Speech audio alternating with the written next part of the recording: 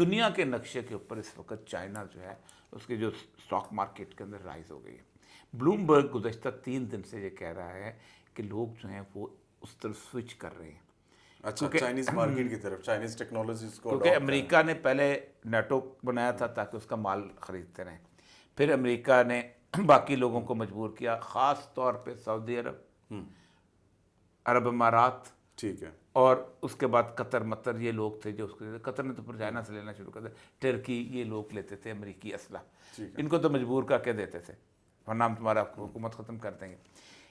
ये जो सिचुएशन बनी है इसके अंदर आप सोचें कि अब वो किस तरफ स्विच करेंगे।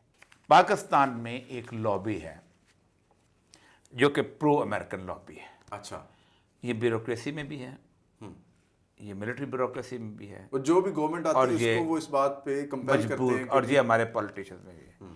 यही वजह है कि हम चाइनीज़ जो है उनको हम प्रेफर नहीं करते। ठीक है। वजह उसकी वजह यह है कि एक तो वो ब्यूरोक्रेट्स हैं जिनके बच्चे जो हैं बाहर पढ़ रहे हैं, ओ जी साਡਾ स्कॉलरशिप खत्म हो जाएगा, अमेरिका कैसे जाएंगे, या मैंने बच्चों को पढ़ाया है, चाइना की मार्केट कौन सी है, ये पूरी लॉबी जो है। मैंने जब मीटिंग में जाता था तो हमेशा यही होता था कि यार ये क्या सोचते, शानी ज़ुबान तो पढ़ी नहीं जाती, ये बड़ी आर्गूमेंट हुआ करते थे।